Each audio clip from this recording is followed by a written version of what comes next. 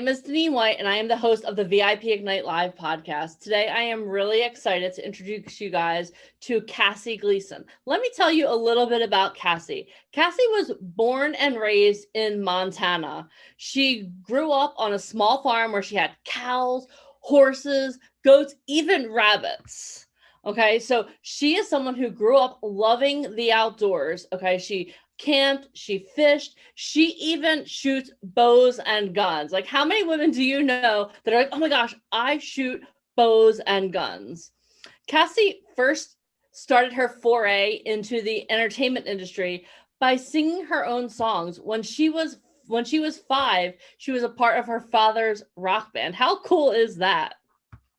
So, as you can see, as a young lady, she had very much an interest in the entertainment industry, and she got started super early. Unfortunately, years later, her parents split up, and it was not necessarily the happiest thing in the world, but for her, it was the best thing that could happen. And the first movie that it was around the time that the first Harry Potter movie came out, Harry Potter and the Sorcerer's Stone, and she wanted to be Luna Lovegood. Now, tell me a little bit about Luna. Why did you want to be Luna, Cassie? Well, I couldn't be Hermione because she was already cast. But I thought she was quirky and she was fun, and just because I read all the books, I mean, as they came out too while the movies were going. So I read the books, and when Luna's character came up, I'm like, oh, she sounds really just silly and fun and different. So yeah, I just really want, and she's blonde. So of course I was like, hey, I could do that, before I knew that they change hair and all that in the industry all the time. I was like, I'm blonde. So yeah, that's why I wanted to be Luna, really. That's awesome. So you went so far as you got a camera and you recorded the audition before you knew about self-taping. So you were self-taping before self-taping was even a thing, which is really cool. Unfortunately, you found out they were casting mostly European characters, which a girl from Montana doesn't fit. Mm-hmm. So you gave up on that for a little while. And I know that you struggled a lot in school because growing up, you were taller than most of the girls. So you were bullied a lot for being too tall, for being bigger than most of the females. And that made your years very difficult, which is very understandable when you're bullied and like you're made to feel less than. Like, it definitely takes a toll on you. So I know that you struggle with some depression. You started, like a lot of girls, dieting really young in 7th grade. That's like so young to It start is. dieting, and it created some eating disorders in you. So can you talk a little bit about that struggle? Yeah. So, I mean, middle school and high school is tough anyway for anyone. And I feel, unfortunately, as the years go on, it's getting tougher for kids, especially with social media and all the opportunities to be cyberbullied.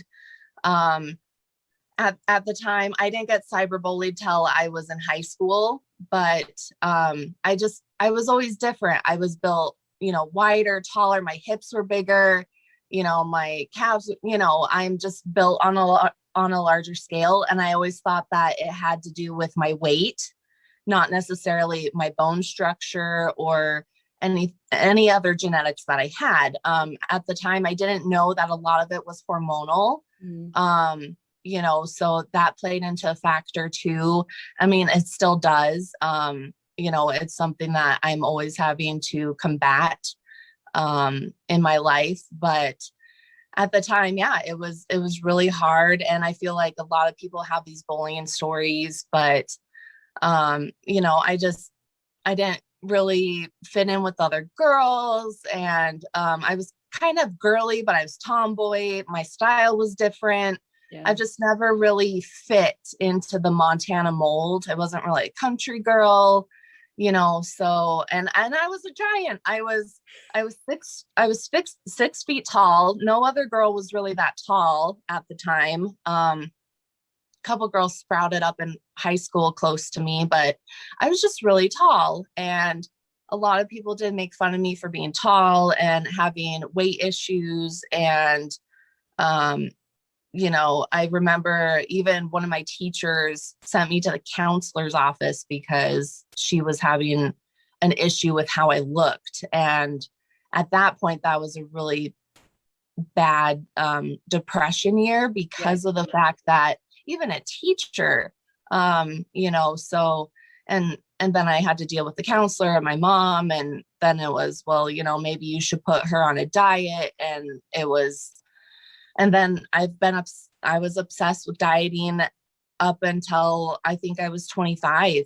Now I'm just more about trying to focus on a healthy habits and healthy mindset. So that's been the difference there in these last few years. But well, that's awesome that you found that mindset, because mindset is so important, because it sounds like people were really not nice to you. It sounds like you had a really tough time. But during that time, though, you still were a part of the drama club because you still had that dream of being an actor. Like, that inner Luna is still there somewhere. So so it's awesome that you had the opportunity then to, like, you auditioned for parts in plays, you were a part of the drama team, and you learned to play drums and joined a band as a singer also in high school, which is awesome, because that led you to your love of singing and being a vocalist later on in life. Yes. So that was really cool. Then the thing is that the part of the journey that you had to overcome was, like, you had to get to a point where you fell in love with yourself, and you didn't get to that point. You fell in love with a boy in high school, but you never fell in love with yourself. And you were together with him for 8 years. You were married for a short time, and then that didn't work out for you.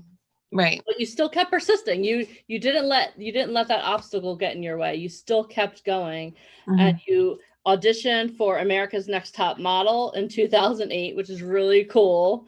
You weren't selected, but it encouraged you to pursue your modeling career, right? Right, it did. And at the time it was, I didn't really have full confidence, and I totally believe that they could see that.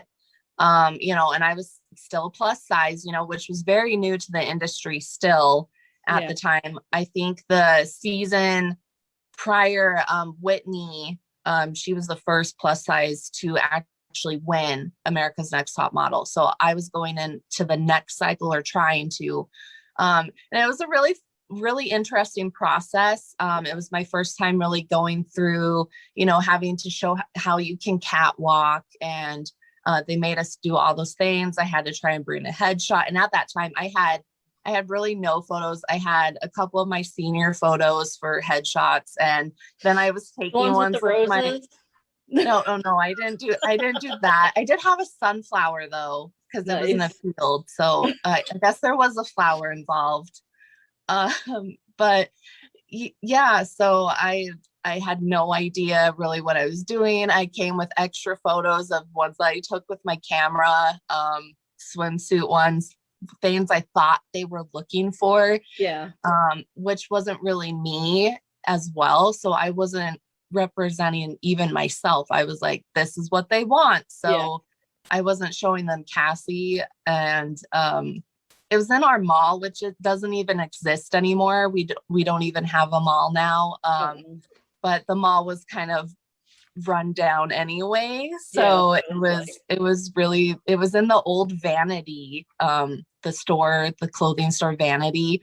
We had a spot for that, and it was in the old Vanity area, and it was interesting. So you could chalk that up to life experiences. That's something that not everyone will be able to say that they've done. So no.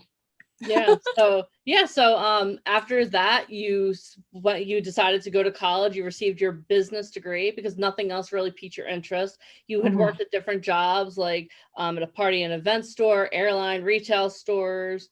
So you have a lot of certificates too. So you received certificates in wedding planning, interior design, phlebotomy, officiating, but nothing felt right. And then when you were 25, you had a moment that gave you purpose. You had your son. Yes. And you felt so blessed at that moment, because he gave you your purpose to keep going on, right? To keep pushing through on your dreams. Yep. So you had your son, and then you got the news that no one ever wants to give. like, no, especially not someone young, that you had cancer. Yes. So can you talk a little bit about that? Yeah, without my allergies acting up, sure. So I had just had my son, and you know, I fell in love again, and I met my son, and I decided to have my son with his dad, um and I was 25. I went through a really weird, my mom had turned 50. I was 25. I'm like, I want to have a kid. So then when I'm 50, he'll be 25. It's just, Hey. and I was ready, and it was, I really felt like it was for a purpose, and it really truly was. So I had him, went through my next checkup with the doctor, and he found some positive results for C cells, which is cancer cells. And I was stage 3 cervical cancer. Wow. So I had to do quite a few treatments with that. But I still, it is very scary because I just had a baby. I didn't want to lose him or leave him, so all those thoughts are still going in your head. But it was also, I had him to kind of bring the joy back and have him kind of help me through it. And yeah, so. And now you're cancer free, which is Yes, awesome. yes, I Thank am. God. It's been about 5 years now, being in remission and everything. And so, yeah. That's awesome. That's all. Thank God you survived, Cassie, and thank God you had your son, because who knows if you would have found the C cells had you not had your son. So he's a blessing on so many levels for you, I'm Yeah, sure. he And is. Yeah. and during that time too, like during one of the darkest times in your life, you found a renewed passion for makeup too, right? Mhm. And you had the opportunity to not only you became a certified makeup artist, and then at that time you were mentoring and leading a team of over 100 women run a Mhm. business for a makeup company. So when you were finally cleared for cancer 4 years later, you had a baby girl. So you Mhm. keep doing amazing things and having a beautiful children. But you you had a son and a daughter. You had the makeup business going on, but you just felt like there was something else missing in your life. So you knew you have your friends, you had your family, but you knew there was something else missing. So you decided to go back into the entertainment industry, right? You found a local photographer that she was giving away a session for you to get some photographs, and you just had to write your story and send it to her. So Mhm. you sent yours in because you just wanted to feel good about yourself and your body and Mhm. everything you had been through, because not only are you a mom, but you're a survivor. So I'm sure Mhm. that was an amazing story that you wrote. And it Mhm. was obviously amazing because you won, and you did your own hair and makeup, and you went to the photo shoot, and the photos were absolutely beautiful.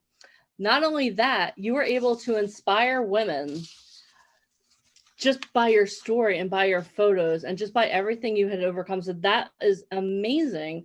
So then a few months later, you found an open casting with an agency and you were signed. And I'm sure you were so excited at that point, right? You're like, oh my gosh, finally you got Mhm. signed. But unfortunately, what you found out was that it didn't work out the way that you thought. And you're Mhm. not alone in that. So many times I talk to talent and they're the same way. They're like, oh my gosh, you know what? Like, this is something I want to do. There's an agency that's interested in me. And they're like, okay, you know what? This is it. This is it. And then you go and you're all excited and you find out, womp, womp, womp. This is not exactly what I signed up for. And the thing is about that is, if you're watching this, if you're listening to this podcast, there are so many people that go through that. And sometimes when we talk to people, they're like, oh my gosh, they're almost like embarrassed. Yeah, I did this thing. But the thing that I want you guys to know is that you don't know what you don't know until you know what you don't know. Like, right? When you met us, you Right. didn't know before. Because I remember I had the opportunity to speak to you and you were like, yeah, I'm signed by this agency. And you didn't know. You were doing the best with the information that Mhm. you had.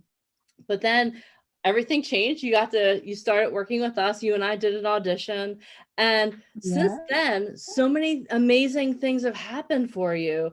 You not only are you a part of amazing photo shoots, you're getting some amazing training. Cassie, you were the first cover girl for New Guard magazine. Not only that, you're a featured writer for the magazine. And if that isn't enough, now you're writing articles for a magazine in Dubai. Tell me how did you go from where you were to writing articles for a magazine in Dubai? Well, I mean, really, and speaking of magazine. Oh my gosh, there you are. Look at that. That's awesome. Yes. So meeting VIP Ignite and Janine and Alicia and Michael and Ryan and everyone that's a part of the team, all the coaches, it really, truly, honestly has changed my life. And I say this because not only do we get amazing coaching, photo shoot, you know, all of the things that VIP has, but I mean, it gives you a hope that this can actually happen. You guys are passionate about your talent. As for me, I live in Montana. Even my prior agent and we left on good terms. I love her. She, you know, but she just didn't really know what to do with me. You know, because being plus size, you know, maybe she didn't have enough connections herself. So, you know, it was just really good to meet you guys and find you guys, because now you guys are connecting me with the people that I need to be around. You know, your circle is the most important thing, and who you network with. And I've learned so much I've been with VIP Ignite for almost over a year. I mean, it's been a year and a couple months. Yeah. But yeah, it's just been incredible. And I met so many people. The other talent, I never would have met them. They are incredible. I've seen so much success with other talent, not just myself. Yep. And it's all credit to VIP Ignite and your guys' mission to, you know, connect people and network with people and to bring and be that bridge for talent to people in the industry. So, I mean, and because of you, yes, I'm on the cover of a magazine. I wrote for the magazine. Now I'm writing for another magazine in Dubai, and that's because of Ryan Colby and your guys' connections. So it's really just so fantastic, and I'm so grateful because I don't think this would have happened any other way, you know. So everything fell into place for a reason. And since I've met you, I've just trusted your process. You know, first it was getting rid of my nails and then changing my hair so I could be more marketable, you know. So yeah. And I truly honestly trust you and your company and all your years of experience. And you know, you say jump and I'm like, okay, I'm there, I'm jumping. You know, so and it's worked out for me. So that's that. I mean, when they say trust the process, trust the process. Yeah. And I know for you too, like you touched on the subject that I want to go back to. For so many people, they're so interested in finding the right agency. They're like, oh my gosh, you know what? And they think, okay, you know what? I'm in Montana. This agency here is here in Montana. Obviously, this is the right agency. But what people have to realize is that you have to find the right agency for you. Like, for example, if you are a curvy woman, if you're a plus size woman, you want to find an agency that represents other plus sized women, because that will show in the book that they have. So you have to do research when you're working with agencies too. You can't just jump on an agency because they're close, because they're interested in you. For example, one of the agents that we work with, his name is Fuji Ruiz, and he has a boutique agency in New York City, and he works with a very specific, a very niche market of models. So he works with trans models. So if you are being approached by an agency that specializes in, for example, trans models, and you're a curvy woman, you might be like, maybe there's a disconnect here. So what you have to do is when you're looking for an agency, you have to look for the right agency for you. And Truth Management, who is the mother agency that we have here at VIP Ignite, our job as a mother agent is to make sure that you get introduced to the right agency for you. So we do the development, but then the next step is to find the right agency for you. So I know that you're well on the way for that whole process, Cassie. And yeah, and I know like one of your goals before you met us was to be on the cover of a magazine, and look, that's already done. Check. Yeah.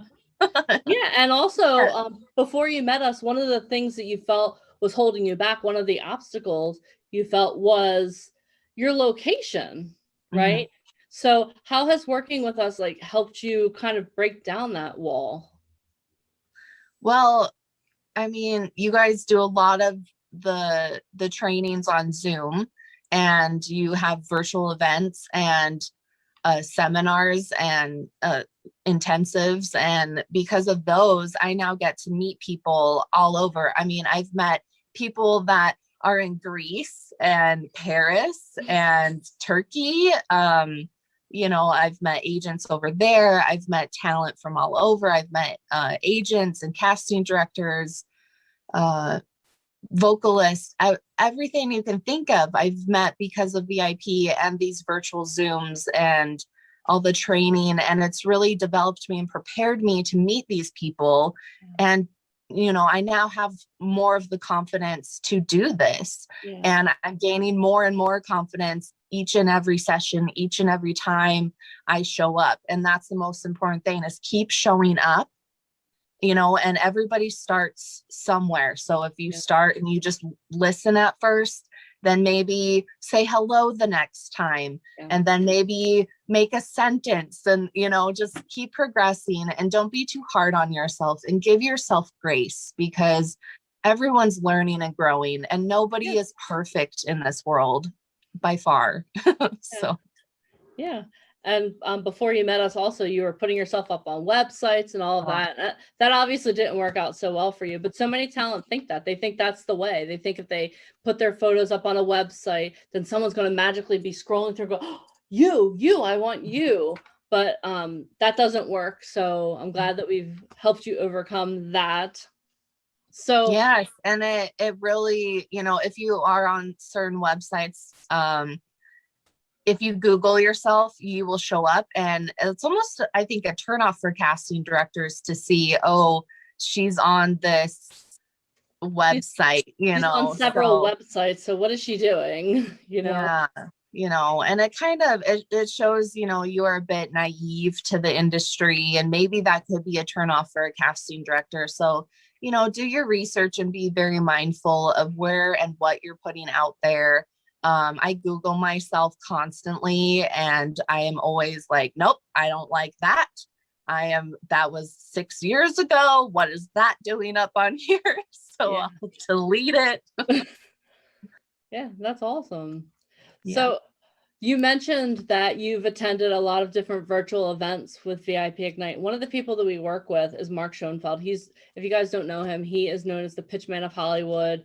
He is tremendous. He is so zealous for talent success, and he's always looking for new talent. He's like, every once in a while he'll email me or text me, D girl, how are my babies doing? Because he just loves working with our talent. But at one point during one of his calls, he said that you have to have the eye of the tiger, and that really struck you. So can you talk to me a little bit about what it means to you to have the eye of the tiger? Yeah, so Mark Schoenfeld is amazing, and I love all of his coaching calls, which there is one later today, so I'm so excited. But he has mentioned before the eye of the tiger, and it refers to one of his stories, and you have to listen to the story from him, because I will not do it justice like he does. You have to listen to how he says it. But he talks about the eye of the tiger, because when tigers are ready to hunt, they flip their ears over so it looks like extra eyes. And like I said, I'm not doing this justice, but for me, tigers are fierce and they're intense. And for your career, you have to have that fierce focus, and you have to be intense about yourself.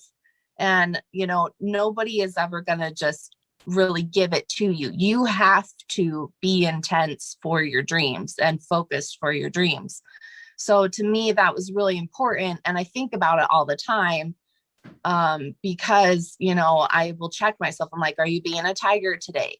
Are you fiercely focused on your plans today? And it's a motivator, and it's a constant check for me. So, and it shows other people that you are serious, you're professional, and nothing's going to stand in your way from getting your prey.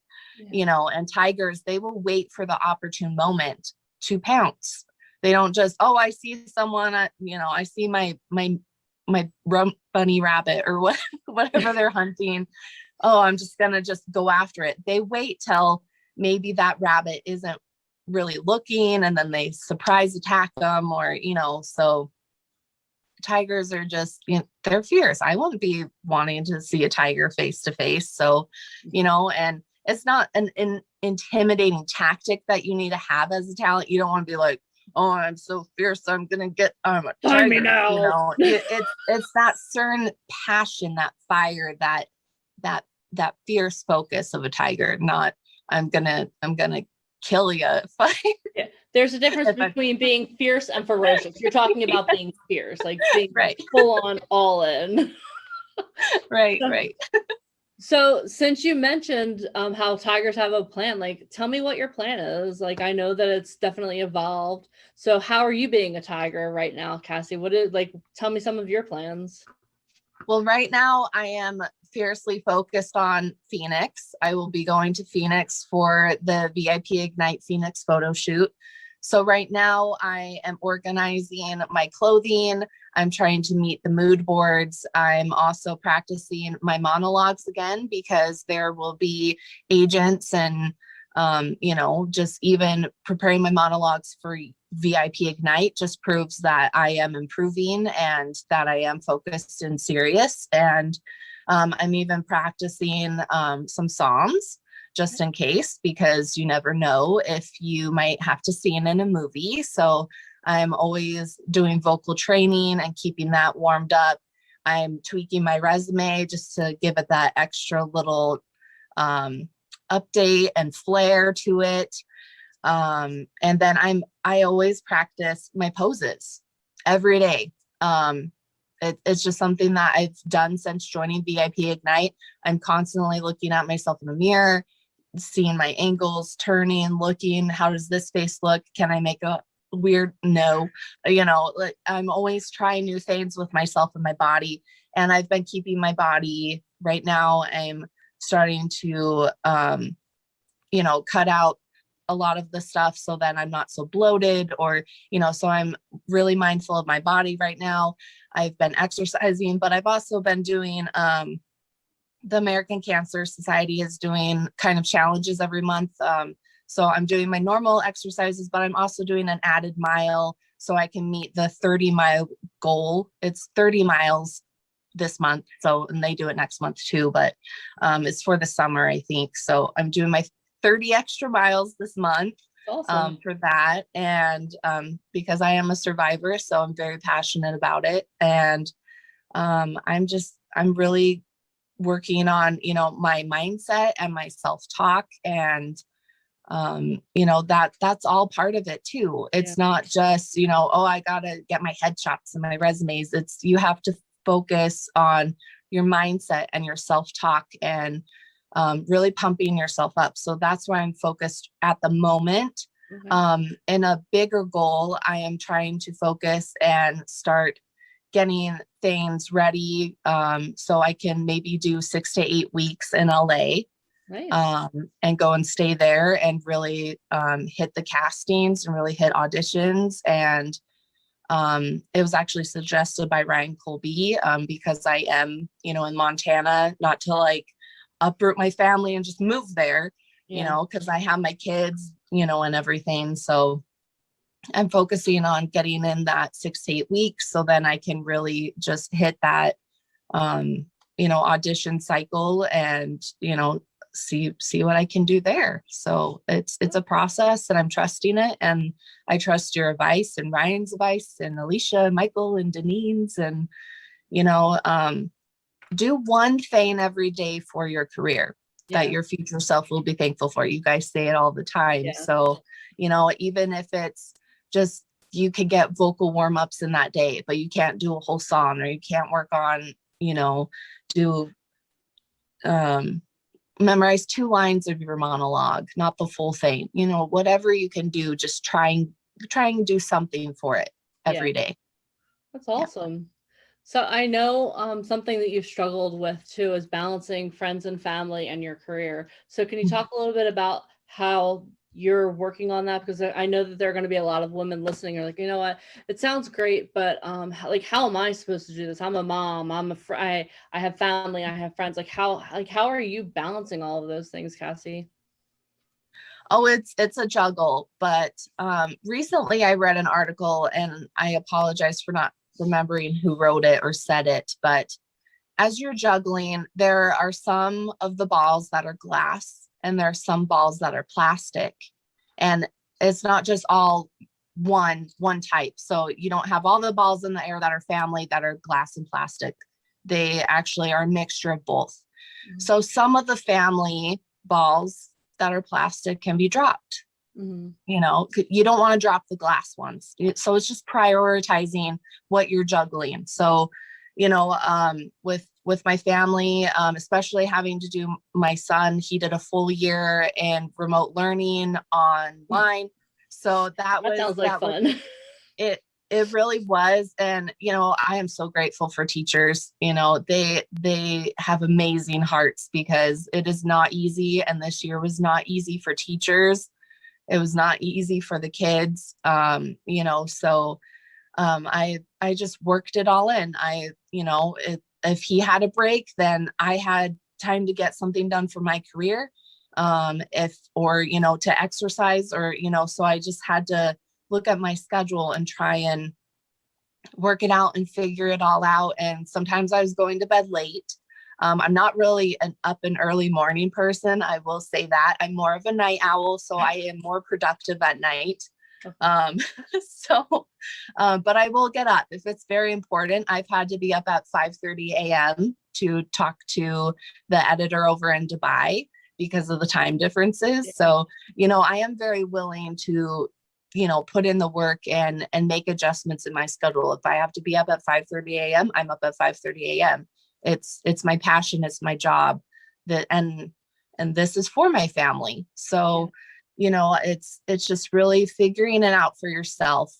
Don't forget self-care in it all, because you do need to have a moment when you're not working, you're not dealing with family, friends, kids, just for yourself. I've learned that that's really important to keep my mental health going. Because I wasn't doing that, and I was constantly working on my time and my free time, and I don't want to get burned out because I love this. So, and my mom, she's very supportive.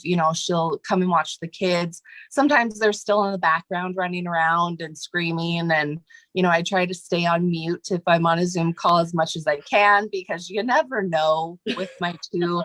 They are entertaining all by themselves. They need their own show, I think. But, and I have dogs. And so it's, they bark, and, you can't control everything. You can just control yourself. So, yeah. I mean, and it's always going to be where you have to balance something. It's not going to always be easy. It's not always going to come easy. So, just give yourself grace and time, and just work through the process. And, one day, if it didn't work out, there's tomorrow, So, if you failed at making the kids a decent meal that one day, that's okay. Do it tomorrow.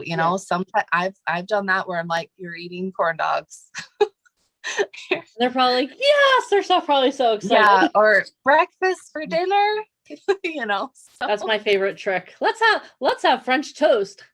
Yeah, it is a good, and they feel like it's a treat because it's not breakfast, and so it's just it's just working it out and just trying to breathe through it all. And, prioritizing, maybe today my monologue isn't priority, but maybe I need to get it done tomorrow, so, or like I said, break it up into smaller sections. And my friends, they are fully supportive. My family really is too. It's just working out, childcare. And right now I'm searching for a nanny just in case if, my family can't, step up and help, then I have someone that I trust with my kids that, can take over for the day, or if I have to travel for a week, they can, or maybe they can travel with me and, take care of my kids. So until we're ready to fully make the move as a family to Los Angeles,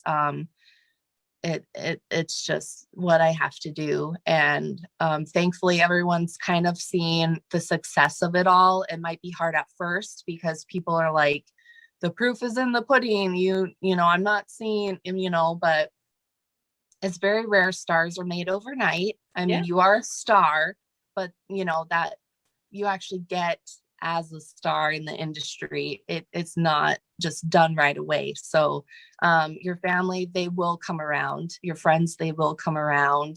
You just have to keep showing them that this is your passion and this is your career. So that's just what I have to say is, just keep and they'll start warming up to it more and more. Don't quit your day job, but definitely don't give up on your passion and that this is for you. So just keep at it. That's awesome. Well, Cassie, you've overcome so many obstacles. You are a completely different person today than when I met you a little over a year ago. And I can't imagine how different you are from that person that was in high school being bullied all the time. You're a survivor, you're a mom, you're a daughter, you are so many things, and you are just a tremendous role model for so many people who are watching this and who are going to listen to this podcast. So in closing, if you could give someone one piece of advice, you just gave a bunch of gold nuggets there, but if you can give someone just one piece of advice, one action point, what would it be?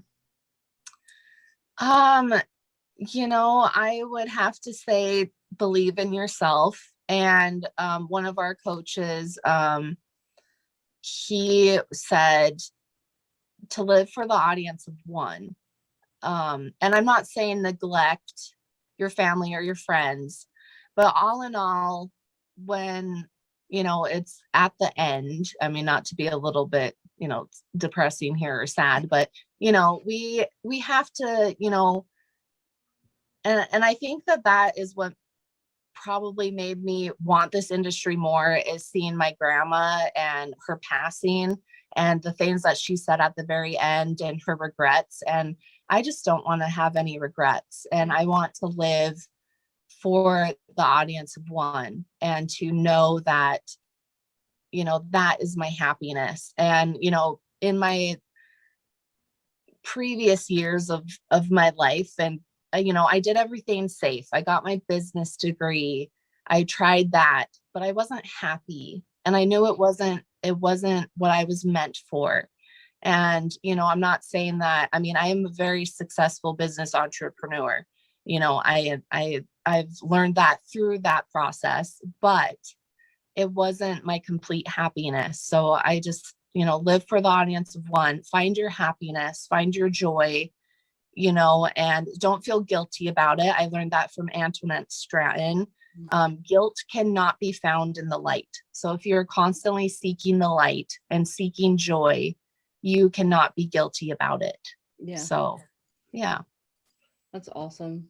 Well, Cassie, thank you so much for being a guest on the VIP Ignite Live podcast. Thank you for all of the nuggets of gold that you have dropped here today. And thank you. I just want you to know, on behalf of myself and the whole team here at VIP Ignite, we love working with you and we're zealous for your success. And I can't wait to see you just continue to exceedingly surpass all of the goals that you set for yourself. And I can't wait to see all of your wild success. So thank you so much. We really appreciate you. Thank you for having me. And I just absolutely am so grateful for VIP Ignite. And I love my Fearless Rebels. And if you don't know what that is, get on it. You're missing out. So become a Fearless Rebel. And I can't wait to see what happens within this next year. And I know it's going to be great. And I've never had so much hope for this industry since meeting VIP Ignite. So that's all to you and credit to you. And thank you for your mission and just loving the talent and being passionate about us. So I'm grateful. You're welcome. We are too. Well, Cassie, again, thank you so much. Have an amazing day. And I will talk to you very soon. Okay. See you tonight on a call. See you tonight. Bye. Bye.